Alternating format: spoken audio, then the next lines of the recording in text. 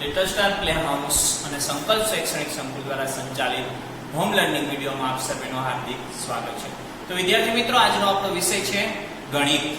જો ગણિતની અંદર આપણે ભણવાનું છે પ્રમેય। પ્રમેય છે ચાલો જો સમપ્રમાણતાનો મૂળભૂત પ્રમેય। પરીક્ષામાં તમને પૂછાય કે સમપ્રમાણતાનો મૂળભૂત પ્રમેય લખો અને સાબિત કરો। ધારો કે એવું ન પૂછાય તો આ પ્રમેય કોણે આપ્યો તો કે થેલ્સ નામના ગણિત શાસ્ત્રી આપ્યો છે ને એમ પણ પૂછાય કે થેલ્સનો પ્રમેય લખો અને સાબિત કરો।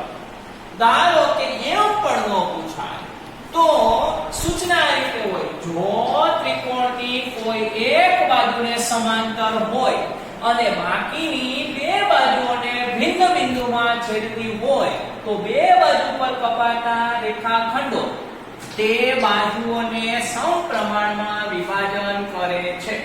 ચાલો મિત્રો, જો આ રીતે પરીક્ષા પૂછાય તો આ લીટી તમારે લખવી પડે।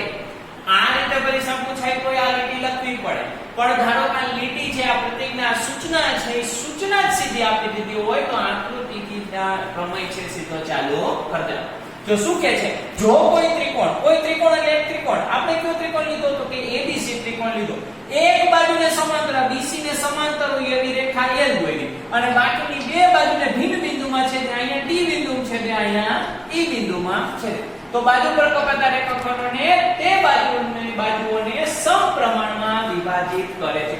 આ બેને સમપ્રમાણમાં વિભાજિત કરે, આ બે બાજુ ને AB અને AC, આ રેખા L AB અને AC ને સમપ્રમાણમાં વિભાજિત કરે। સમપ્રમાણ એનો મતલબ શું થાય તો કે AD ના છેદમાં DB બરાબર AE ના છેદમાં EC। ચાલો હવે જ્યારે પ્રમેય હોય ત્યારે પ્રમેયના ત્રણ અંગો, કયા ત્રણ અંગો? પક્ષ, સાધ્ય અને સાબિતી। તો સૌપ્રથમ આપણે જોઈએ પક્ષ। તો પક્ષ શું કહે છે? પક્ષ અહીંયા સૂચનામાં આપી દીધો હોય, જો કોઈ ત્રિકોણની એક બાજુને સમાંતર હોય, કયો ત્રિકોણ આપણે લીધો? ABC, તો ચાલો પક્ષ ત્રિકોણ ABC ના સમતલમાં દોરે શું? કોઈ રેખા, તો કે રેખા L શું હોય? એક બાજુને સમાંતર હોય તો સમાંતર છે BC। કોને સમાંતર છે આ રેખા L? તો કે BC ને। તો ત્રિકોણ ABC ના સમતલમાં દોરે રેખા L સમાંતર છે BC અને બીજી બે બાજુ કોણ? તો કે AB અને AC। તો કે રેખા L, આ રેખા L એ AB ને ક્યાં છેદે છે? અહીંયા છેદે ને D બિંદુમાં અને AC ને E બિંદુમાં છેદે છે। ચાલો જો અહીંથી અહીંયા સુધીનું છે આ પક્ષ। જો કોઈ ત્રિકોણ એટલે કે ત્રિકોણ ABC ના સમતલમાં દોરેલી રેખા L સમાંતર છે BC અને રેખા L છે એ રેખાખંડ AB ને D માં અને રેખાખંડ AC ને E માં છેદે છે। તો હવે અહીંથી સાધ્ય શરૂ થાય, બાજુઓ પર કપાતા રેખાખંડો, આ રેખાખંડો બે કપાણાની તે બાજુઓને સમપ્રમાણમાં વિભાજિત કરે એટલે સાધ્ય સાબિત કરવાનું। શું સાબિત કરવાનું? તો કે AD ના છેદમાં DB બરાબર AE ના છેદમાં EC। જો આવ્યું AD ના છેદમાં DB, AD ના છેદમાં DB બરાબર AE ના છેદમાં EC। ચાલો મિત્રો, હવે આપણે આ સાધ્ય છે એ સાબિત કરવાનું છે। તો સૌપ્રથમ સાબિતી ક્યાંથી શરૂ થાય? તો કે સાબિતી છે એ ત્રિકોણમાં ન આપી હોય એવી વસ્તુ દોરી। જો એક તો આપણને EM રેખાખંડ EM, રેખાખંડ DM ક્યાંય આપ્યો છે? આમાં નથી આપ્યો। પછી BC અને રેખાખંડ BE ક્યાંય આપ્યો છે? નથી આપ્યો। E આપણે વધારાના દોર્યા છે આકૃતિમાં, તો ત્યાંથી શરૂઆત થાય। તો કે રેખાખંડ AB, આ રેખાખંડ AB લંબ છે એ લંબ એટલે કાટખૂણો બનાવે, તો જો રેખાખંડ AB લંબ છે EM અને રેખાખંડ AC લંબ છે DM। આ AC અને લંબ કોણ? DM એટલે કાટખૂણો દોર્યો તથા n બિંદુ રેખાખંડ AB, એનો મતલબ એવો થાય કે બિંદુ n છે એ રેખાખંડ AB ઉપર આવેલું છે। ધારો કે આને બદલે તમે અહીંયા લખ્યું હોય તો પણ સાચું જ પડે, તો પછી આ આમ થાય, બરોબર છે? તમે ગમે ત્યાં લખો આ AC ઉપર n ચાલે। ત્યાર પછી કીધું m બિંદુ રેખાખંડ AC, આ AC ઉપર બિંદુ m છે અહીંયા આવેલું છે, અહીંયા દોરો તો બી ચાલે। તથા રેખાખંડ BE દોર્યો અને રેખાખંડ CD જોડો। ચાલો હવે જો ત્રિકોણનું ક્ષેત્ર, કોઈ પણ ત્રિકોણનું ક્ષેત્રફળનું સૂત્ર શું થાય? તો કે ત્રિકોણનું ક્ષેત્રફળ બરાબર 1/2 પાયો ગુણ્યા પાયા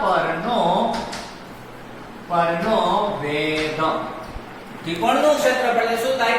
1/2 પાયો ગુણ્યા પાયા પરનો વેધ. ચાલો અહીંયા આકૃતિમાં ધ્યાન રાખો. આપણે ત્રિકોણ લઈએ ADE. કયો ત્રિકોણ લેવાનો? ADE. તો ત્રિકોણ ADE નું ક્ષેત્રફળ બરાબર 1/2 પાયો ગુણ્યા પાયા પરનો વેધ. પાયો કોણ છે? તો ADE લીધો, એની ઉપરનો પાયો આપણે આ બાજુ લેવી છે, તો પાયો પેલા કોણ આવશે? તો કે AD પાયો આવશે. તો AD એને ગુણ્યા એની ઉપરનો વેધ કોણ? આ વેધ કહેવાય, જે લંબ હોય ને તે.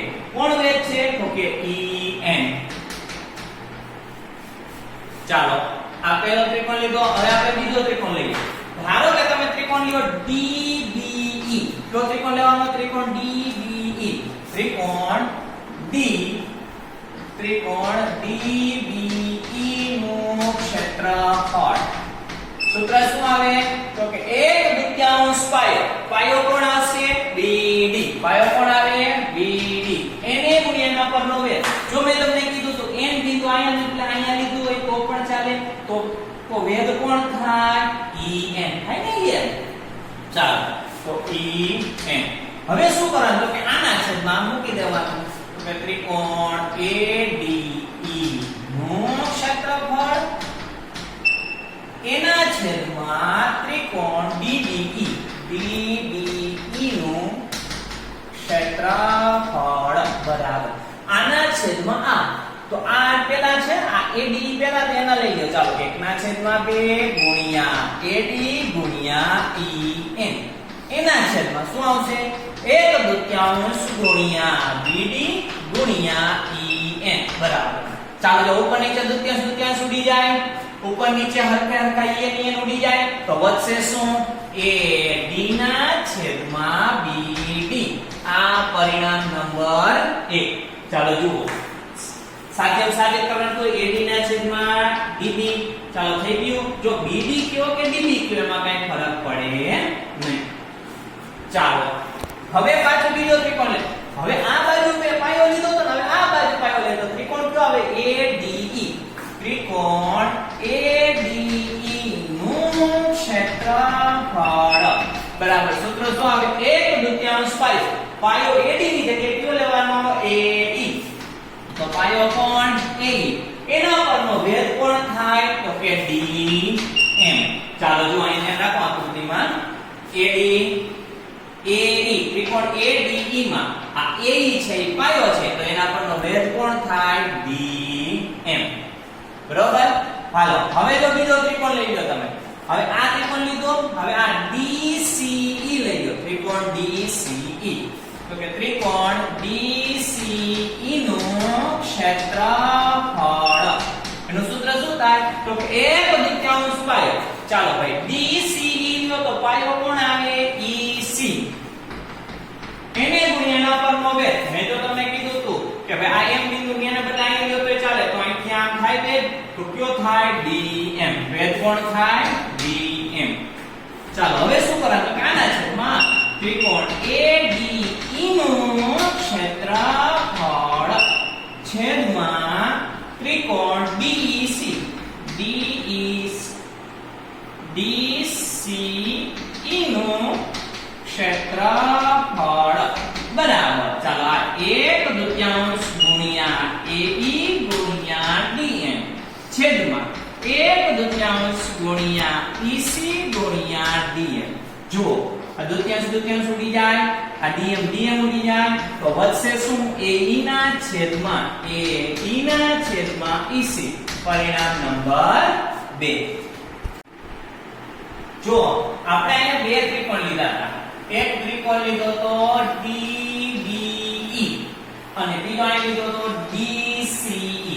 તો જો અહીં લીધો ત્રિકોણ DBE, અહીંયા લીધો તે, અને ત્રિકોણ DCE અહીંયા લીધો તે. એટલે ક્યાં બે ત્રિકોણ ટાઈપ કરી આપણે કેમ ધ્યાન રાખો? જો આ DBE એટલે આવડો આ ત્રિકોણ બરોબર છે, અને બીજો DCE એટલે આ DC અને E.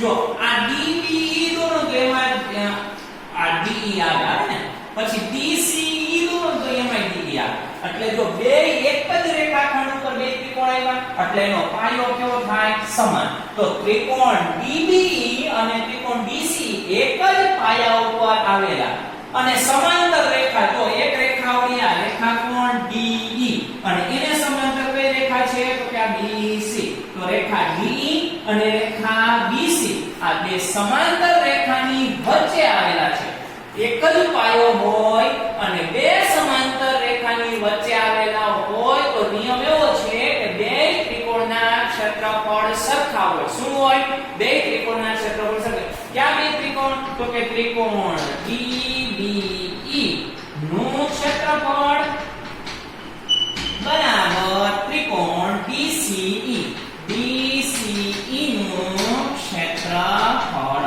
આ બે ત્રિકોણનું ક્ષેત્રફળ સરખું ક્યારે સરખું હોય તો કે બે ત્રિકોણ એક જ પાયા ઉપર આવેલા હોય અને બે સમાંતર રેખાની વચ્ચે આવેલા હોય ત્યારે બે ત્રિકોણનું ક્ષેત્રફળ સરખું હોય આને કહેવાય પરિણામ નંબર 3 તો ચાલો તેથી પરિણામ 1 2 અને 3 પરથી ચાલો પરિણામ પહેલું કોણ છે તો કે AD ના છેદમાં BD તો કે AD ના છેદમાં DB ચાલો પરિણામ બીજું શું છે AE ના છેદમાં EC AE ના છેદમાં EC પરિણામ ત્રીજામાંથી આપણે જો બરાબર વચ્ચેથી લેવાના શું પડવાના બરાબર જો આ જે સાબિત કરવાનું હતું એ સાબિત થઈ ગયો પ્રમાણે પછી સાબિત થઈ ગયેલા ઉપર દંડ છે એ કરી નાખવાનો જો આ દંડ ન કર્યો હોય તો અડધો માર્ક્સ કપાય બરાબર તો પરિણામ 1 2 અને 3 પરથી AD ના છેદમાં BD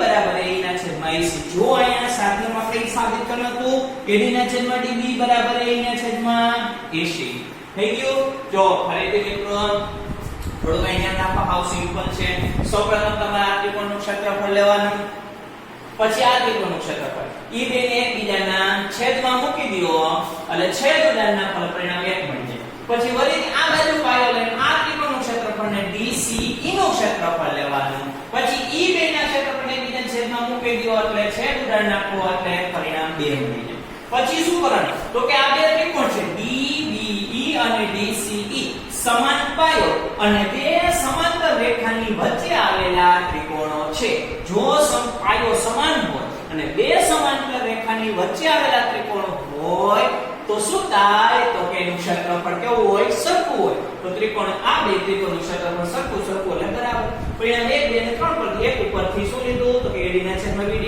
બે ઉપરથી લીધું AE ના છેદમાં EC ને 3 ઉપર લીધું બરાબર